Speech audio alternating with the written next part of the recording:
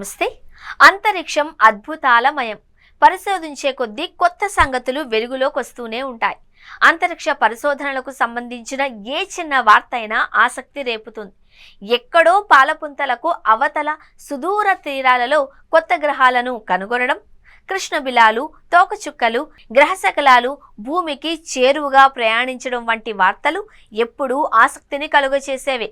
అలాంటి ఉదంతాలలో ఒకటి సప్తగ్రహ కూటమి. ఈ నెల 28వ తేదీన సప్తగ్రహాలు ఒకే వరుసలో రానున్నాయి. సమాంతర రేఖపై కనిపించనున్నాయి. గురుడు, శని, యురేనస్, నెప్ట్యూన్ గ్రహాలు ఇప్పటికే కనువిందు చేస్తున్నాయి. తాజాగా బుధ గ్రహం కూడా వీటితో జతకట్టనుంది. మహాశివరాత్రి ముగిసిన రెండో రోజే ఈ అద్భుతం సంభవించబోతూ ఉండడం ప్రాధాన్యతను సంతరించుకుంది. సప్తగ్రహాలు కూటమి కట్టడం ఈ నెల 28వ తేదీన ఆరంభమవుతుంది. మార్చి 7, 8వ తేదీ వరకు కనువిందు చేస్తుంది. దీన్ని చూడడానికి మార్చి 3వ తేదీ రాత్రి best visible and accurate time గా చెబుతూ ఉన్నారు శాస్త్రవేత్తలు. సప్తగ్రహాలు కూటమి కట్టడం అనేది మళ్ళీ 2040లోనే చోటు చేసుకుంటుంది. ఇప్పుడు మిస్ అయితే మళ్ళీ దీనిని చూడడానికి ఇంకో 15 సంవత్సరాలు ఎదురు చూడాల్సి వస్తుంది. సూర్యుడు అస్తమించిన 45 నిమిషాల తర్వాత ప్లానెటరీ పరేడ్ విస్పష్టంగా కనిపిస్తుంది. ఎలాంటి స్పేస్ టెలిస్కోప్లు, బైనాక్యులర్లు లేకుండా వీనస్, మార్స్, జూపిటర్, యురేనస్ ప్లానెట్లను నేరుగా చూడొచ్చు. శని, మెర్క్యూరీ, నెప్ట్యూన్ను చూడడానికి అవి అవసరమవుతాయి. భారత్లో ఏ మూల నుంచి చూసినా ఈ సప్తగ్రహాల సమూహాన్ని వీక్షించవచ్చు అని ప్లానెటరీ సొసైటీ తెలిపింది.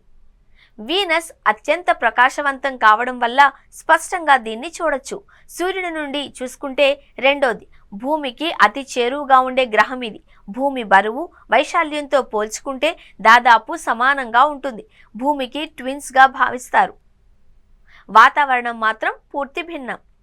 మార్స్ ఎరుపు రంగుతో మెరుస్తూ ఉండడం వల్ల ఈ గ్రహాన్ని తేలికగానే గుర్తించవచ్చు. దక్షిణ దిశగా భూమికి సమాంతరంగా ఎత్తులో కనిపిస్తుంది. జూపిటర్ వీనస్ తర్వాత రెండో అత్యంత ప్రకాశవంతమైన గ్రహం ఇదే. పైగా దీని పరిమాణం కూడా భారీగా ఉండడం వల్ల సాధారణ కంటితోనే చూడొచ్చు. మెర్క్యూరీ ఈ నెల 28న ప్లానెటరీ పరేడ్ లైనప్ లో చేరుతుంది. శని గ్రహం భూమికి దూరంగా ఉండడం వల్ల ఈ గ్రహాన్ని చూడడానికి బైనాక్యులర్ లేదా టెలిస్కోప్ అవసరమవుతుంది. యురేనస్ భూమికి సుదూరంగా ఉండడం వల్ల ఈ గ్రహాన్ని చూడడానికి బైనాక్యులర్లు, టెలిస్కోప్ అవసరమవుతాయి. నెప్ట్యూన్ యురేనస్ లాగే భూమికి దూరంగా ఉన్న గ్రహం ఇది. దీనివల్ల సాధారణ కంటితో చూడలేం. బైనాక్యులర్లు, టెలిస్కోప్ అవసరం.